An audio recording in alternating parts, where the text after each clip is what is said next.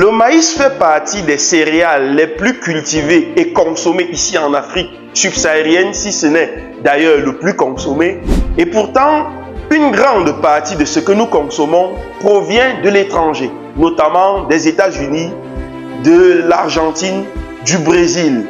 Qu'est-ce qui explique le fait que nous consommions au quotidien une denrée aussi prestigieuse comme le maïs? Malheureusement, nous continuons d'en importer. Dans cette vidéo, je me donne le privilège de t'expliquer du début jusqu'à la fin les techniques que tu devras, dès la prochaine campagne agricole, implémenter dans ton exploitation agricole afin d'atteindre des rendements de 10 tonnes à l'hectare. Oui, tu as bien compris, 10 tonnes de maïs sur 1 hectare au lieu de 2. Reste donc jusqu'à la fin de cette vidéo pour découvrir tout ce qu'il te faut pour atteindre ce rendement. Bonjour à toi, si tu viens de me découvrir à travers cette vidéo, je m'appelle Paul Raymond, ami entrepreneur, agropastoral, ancien benguiste. J'ai fait plus de 10 ans en Europe avant de décider un matin de tout abandonner et de rentrer en Afrique et investir dans le secteur juteux et mielleux de l'agriculture. Sur mes différentes pages, je te parle d'agriculture, d'apiculture, de semences d'arbres fruitiers. Si ce sont des sujets qui te passionnent, tu es au bon endroit, tu t'abonnes et tu partages nos vidéos. Pour ceux d'entre vous qui veulent suivre des formations en ligne sur des cultures maraîchères et la création intensive de vergers, nous disposons dans notre base de données des formations qui vous permettront de vous lancer puissamment dans le secteur agricole sans perdre assez d'argent. Donc, si tu es intéressé par l'une de nos formations en ligne, je vais laisser un numéro dans la description ou bien sur le bas de ton écran. Tu cliques sur le numéro, tu nous contactes et on va te donner toutes les conditions pour participer à ces formations.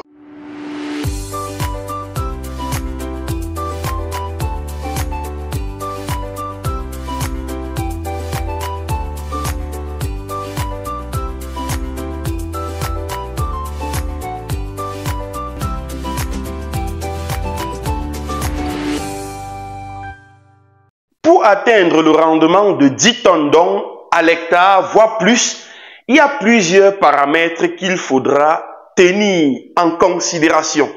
Et le premier paramètre à prendre en considération, c'est le paramètre sol.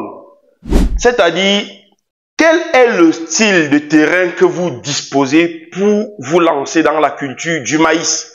Est-ce que c'est un terrain latéristique? Est-ce que c'est un terrain gravillonneux, sablonneux, etc.?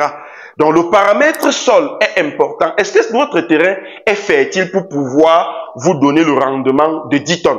Donc, le terrain devient un élément essentiel dans la productivité. Donc, vous devrez donc vous rassurer à la base que vous avez plus ou moins un terrain qui est meuble et capable d'assimiler réellement des éléments nutritionnels, autant pour moi, que le maïs a besoin pour sa croissance. Après le paramètre sol, nous avons le paramètre semence. Voilà. Le paramètre de la semence. La semence est fondamentale parce que si vous vous lancez dans la culture du maïs avec une semence qui vous donne par exemple un épi par tige et une autre personne qui a une autre semence qui lui donne 2 épis par tige, vous convenez déjà avec moi que vous n'aurez jamais le même rendement.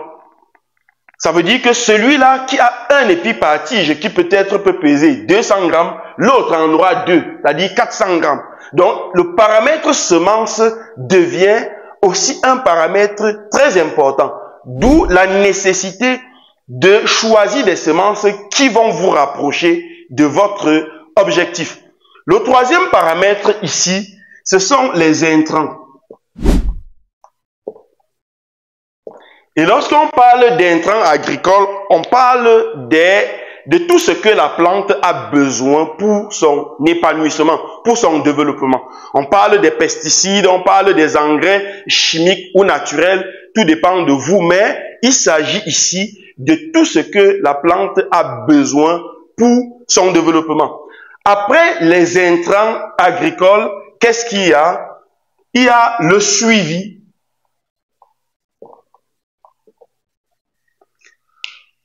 il y a le suivi.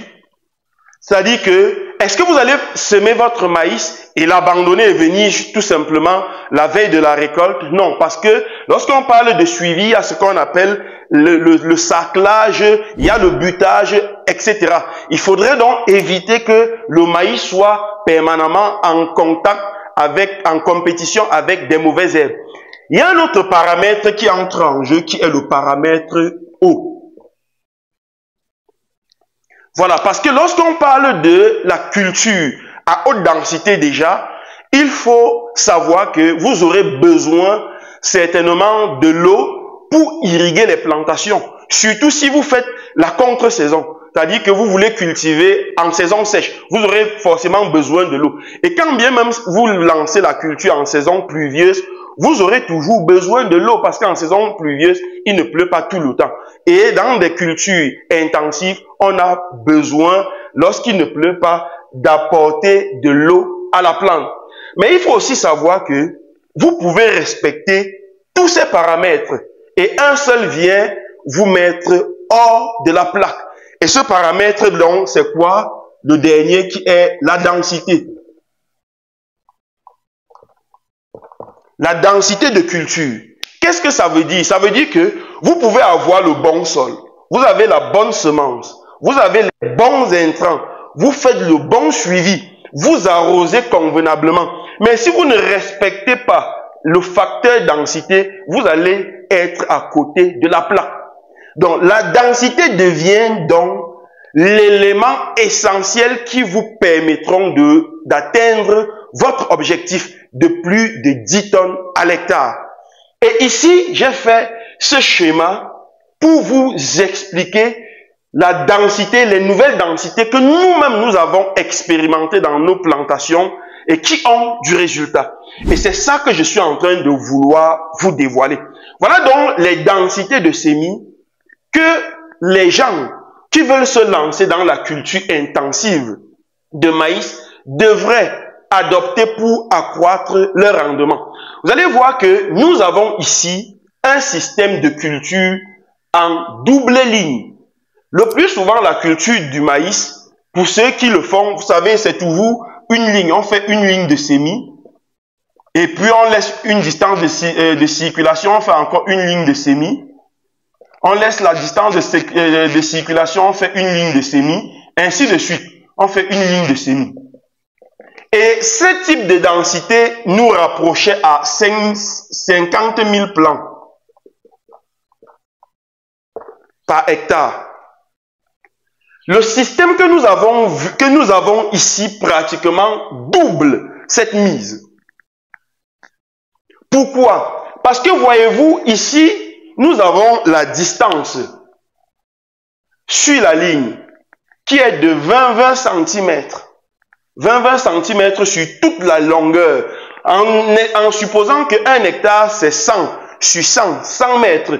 Donc, vous avez le maïs que vous plantez sur 20 cm sur toute la ligne. Puis, vous décalez encore de 20 cm et vous faites la même opération. Qu'est-ce que ça veut dire? Ça veut dire que sur 100 mètres, vous aurez sur une seule ligne 500 plants de maïs. En considérant que nous avons une graine par trou, sur une ligne, nous avons 500 graines de maïs. Sur la deuxième ligne, nous avons 500 autres graines de maïs. Alors, lorsqu'on fait ce type de densité et qu'on laisse la distance de circulation de 80 cm, on va tomber encore sur le système de double ligne. Puis on laisse la distance de circulation, on fait le même semis, ainsi de suite, jusqu'à la fin. Et donc, lorsqu'on va faire calculer le nombre de semis sur toute la superficie d'un hectare, on aura pratiquement 107 000 plants par là. Donc, c'est environ 107 000 plants.